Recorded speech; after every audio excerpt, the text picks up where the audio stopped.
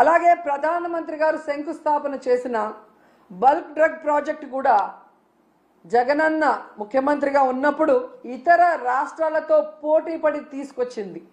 దానికి భూమిని కూడా జగనన్నే తన హయాంలో కేటాయించింది నిజం కాదా అని అడుగుతున్నా.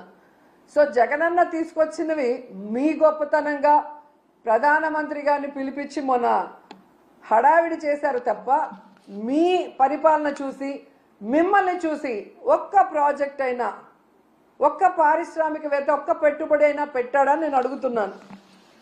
జగనన్న విశాఖలో గ్లోబల్ ఇన్వెస్ట్మెంట్ సమ్మిట్ పెడితే అదాని వచ్చారు, అంబానీ వచ్చారు, జిందాల్ గారు వచ్చారు. అది జగనన్న క్రెడిబిలిటీ, ఆయన సుపరిపాలన, ఆయన పారదర్శకమైన పరిపాలన, ఆయన ఫ్రెండ్లీ నేచర్ పారిశ్రామికవేత్తలతో, అలాగే ఈజ్ ఆఫ్ డూయింగ్తో ఏ విధంగా పారిశ్రామికవేత్తలకి అందుబాటులోకి అన్ని తీసుకొచ్చారో అందుకే వాళ్ళందరూ రావటం జరిగింది. కానీ మీరు మీ హయాంలో ఒక్కరంటే ఒక్కరు రావటానికి భయపడుతున్నారు అంటే దానికి కారణం మీ అరాచక రెడ్ బుక్ పాలన కాదా అని నేను అడుగుతున్నాను.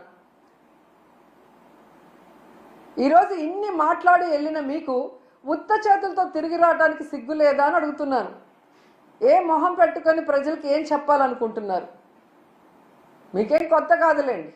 పక్క రాష్ట్రాల వాళ్ళు పెట్టుబడులతో వస్తే మీరు కట్టుకథలతో వస్తారు.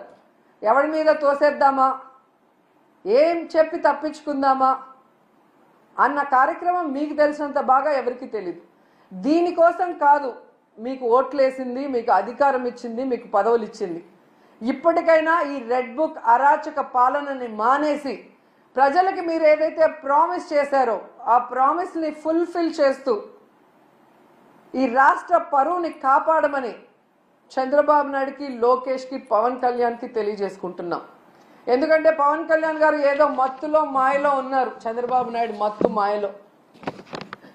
కనీసం దావోస్కి మిమ్మల్ని తీసుకెళ్ళలేదు అంటే మీరు వెళ్తే పెట్టుబడులు రావని మిమ్మల్ని తీసుకెళ్లేదా పవన్ కళ్యాణ్ గారు? లేదా గతంలో మీరు ఒక ఇంటర్వ్యూలో దావోస్కి వెళ్ళటం వేస్ట్, దానివల్ల రూపాయి ఉపయోగం లేదని మీరు ఇచ్చిన ఇంటర్వ్యూ వల్ల తీసుకెళ్ళలేదా? లేదా పవన్ కళ్యాణ్ వస్తే